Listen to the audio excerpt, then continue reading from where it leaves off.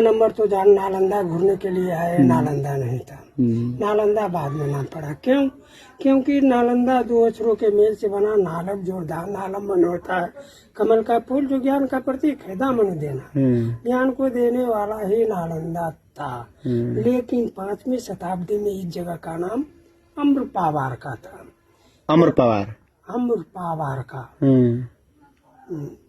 जहाँ बुद्ध और महावीर दोनों घूरने के लिए आते थे, तो बुद्ध ने बहुत से सारे शिष्य बनाए, जिसमें 2 शिष्य बहुत प्रिय निकला। बुद्ध के तरह ही ज्ञानी और विद्वान निकला। एक का नाम सारिपुत्रा, दूसरा महामुगलायन। सारिपुत्रा का निधन नालंदा में तो सारिपुत्रा स्तूपा जो सबसे ऊंची वाली देखिए ना। महामुगलायन को मध्य प्रदेश में जो सांची स्तूपा, 200 का नोट जो है ना, उसमें सांची स्तूप है छपा हुआ है। लीजिए बनाइए ना, हम भी कहते हैं। बाकी बुद्ध भगवान जो दोनों शिष्य मर गए तो बहुत दुखित होकर के कुशीनगर में जाकर के सोए हुए मुद्रा में अपने प्राण को निकाल दिए। बाकी कुछ विद्यार्थी यहाँ रहने लगा, फूस के झोपड़ी में रहता था, पेड़ की छांव में विद्यार्पण करता था। 6वीं शताब्दी में मगध की राजा कुमार गुप्ता, उन्होंने विद्यार्थी को झोपड़ी में देख करके रहा नहीं गया, झोपड़ी को हटा करके छत बना लिया। 7वीं शताब्दी में कन्नौज का राजा हर्षवर्धन आया, उन्होंने थोड़ा और विस्तार बना लिया। 9वीं शताब्दी में बंगाल का राजा देवपाल आया, उसने 10 किलोमीटर लंबा, 5 किलोमीटर चौड़ा, 108 हॉस्टल, 108 मंदिर बनाए यहाँ पे।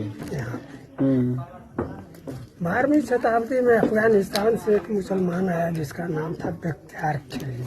बख्तियारपुर स्टेशन जानते हैं? देखे हैं, उसका भी इतिहास पढ़े हैं हम। ऐसा बात नहीं है, इतिहास तो बहुत पढ़ के हैं, बच्चों को पढ़ाते भी हैं। अच्छा। एक शिक्षक हैं, ट्यूशन पढ़ाते हैं। तो बख्तियारपुर जो शहर है ना, उसी को नाम से है बख्तियारपुर स्टेशन भी। बोलिए नहीं, लोग समझ रही है, बोलिए, आप बोलिए। इसमें आया है और भूल जाएगा। हाँ, ऐसा तो बात है। हाँ, जय मीर जी। तो जब वो आया तो बहुत दूर बीमार था। तो देखिए घायल है, बीमारी से पीड़ित होकर के अपने हकीम का दवा खाते खाते थक गया, ठीक नहीं हो रहा था, है ना। तो उसको मालूम हुआ तो नालंदा आया। हर्षवर्धन ना था? हर्षवर्धन वैद्य थे। अच्छा, वैद्य थे ना। बता देते हैं, सारी बात बता देते हैं। जब कुमार गुप्त आया तो उसने दुखित होकर के कहा कि गुरु शीलभद्र वैद्य थे। शीलभद्र यहाँ के वैद्य थे। हर्षवर्धन तो गुरु थे, नागार्जुन, हर्षवर्धन, देवपाल गुरु थे। मेडिकेशन से वो ठीक होगा, अन्य तांत्रिक से होगा। वही सोचे बोले कि ठीक है, तुम तो कुरान पढ़ते हो, तो एक दिन के लिए तुम कुरान दे सकते हो तो दे देंगे। वही एक दिन के लिए कुरान दे दिया। गुरु शीलभद्र, गुरु लुम्पू डुम्पू ने मिल करके कुरान के हर पन्ने पर दवा का लिखा। गुरु लुम्पू डुम्पू कौन, मतलब यहाँ थे, पढ़े थे का? हाँ, तांत्रिक थे। शीलभद्र वैद्य थे। बोले ना कि 108 भाषाएं के साथ साथ मेडिकेशन, तांत्रिक और वैद्यगिरी का भी पढ़ाई होता था। तो तांत्रिक थे गुरु लुम्पू डुम्पू, वैद्य थे गुरु शीलभद्र। ये दोनों मिल करके कुरान के हर पन्ने पर दवा का लेप लगा दिए और मेडिकेशन करने के लिए बैठा दिए। तो आज भी जो सच्चा मुसलमान है, जब भी कुरान पढ़ता है तो हर पन्ने को जीभ में सटा करके ही उलटता है। जैसे ये तो जानते हैं कि हिंदू बड़े नेम से, मियाँ बड़े को नेम से, तो सत्य बात है। वही कुरान के जो पन्ने पलटने लगा ना, तो जीभ में सटा करके दवा उसके पेट में चला गया, वो ठीक हो गया। कहा गुरुजी हम तो बिल्कुल ठीक हो गए। तो गुरुजी को लगा कि मुझे ये सब आशी देगा। वही बता दिए कि तुम्हारे कुरान के हर पन्ने पर हम दवा का लेप लगा दिए थे। वो और भड़क गया कि कुरान के पन्ने पर जब दवा का लेप लगा दिया तो इतना बढ़िया हो गया, दवा देता तो कैसा हो जाते। और तो सो जाते हैं।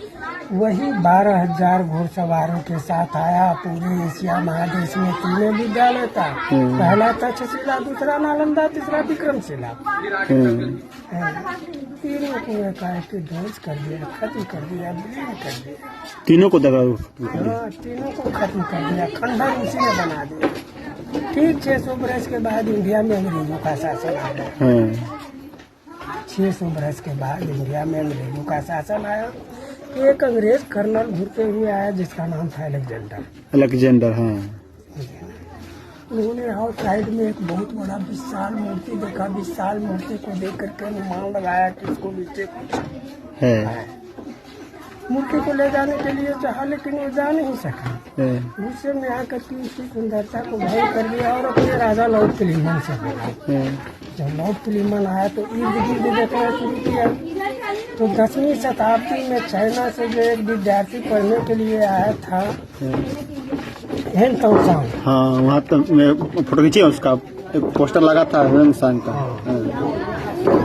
जब 6 बरस विद्यार्पण कैला के बाद जब पुनः अपना देश वापस जाने लगा तो एक 9 लाखा मंदिर बना करके गया था। वही मंदिर को देख करके लॉर्ड क्लीमन ने सीधे चीन चला गया और हाँ, हर लाइब्रेरी में पता लगाना शुरू किया तो एक डायरी मिला, जिस डायरी का नाम था सुयुकी। उसका हिंदी होता है भारत यात्रा वृत्तांत। सुयुकी। उसी डायरी के अनुसार से 1 किलोमीटर का मात्र खुदाई किया, जिसमें 11 हॉस्टल मिले। 11 हॉस्टल में 330 रूम है। 1 लाइन हॉस्टल, 1 लाइन मंदिर, 1 लाइन समाधि स्थल। समझिए ना। उसी डायरी से पता चलता है कि आप दीवार की मोटाई 4 फीट से 12 फीट तक के देख रहे हैं। ऐसा क्यों? इसका 3 कारण था। पहला, उस जमाना में पंखा कूलर नहीं था। हाँ, एक चूल्हियर एयर कंडीशन का काम करता था, वही ठंडा के दिन में गरम, गरम के दिन में ठंडा। दूसरा, भूकंप आता था तो पता नहीं चलता था। तीसरा, इसकी मजबूती। इसका जो मटेरियल आप देख रहे हैं, चूना, सुर्की, बेल का रस, उड़द का बेसन, गन्ने का जूस भी आता है। हाँ, जबकि 1 गिलास आप अभी लेते हैं तो 30 रुपया में देता है। संतुष्टि नहीं होता है। होता है संतुष्टि? नहीं, हम कल भी पिए थे 1 गिलास या 2 गिलास पिए, पी कर हम संतुष्टि नहीं होता है। लेकिन उस जमाने में राजा महाराजा लोग लगाते थे। आइए इधर, ये हेनसांग का मेडिसिन का घूमना है, यही है। हाँ, यही है। आइए इधर, 1 मिनट। पूरा तो अंधेरा है, तो चलिए। हाँ, लेकिन विदेशी लोग इसको खूब मानता है। पूरे विश्व में भी 240 देश है, करीब 100 देश का आदमी आता है। हाँ, आइए बाद में देखिएगा, थोड़ा जगह बना देते हैं। हाँ, तो चरण स्थान है। ये ओरिजिनल प्लास्टर है। ये किसका था? ये गुरु लुम्फू डुम्फू का। लुम्फू का। हाँ। ये बुद्ध का चरण स्थान है, ये वाला। हाँ, और ये ओरिजिनल प्लास्टर उस जमाने का है। 600 बरस अति 1600 बरस पुराना हो गया है। 1600 वर्ष पुराना हो गया। ठीक है, गुरुजी जाके प्रणाम किए तो लगा के कुछ हम भी आशीर्वाद आपको। नहीं, अच्छा है, बहुत आशीर्वाद दिए अंकल जी।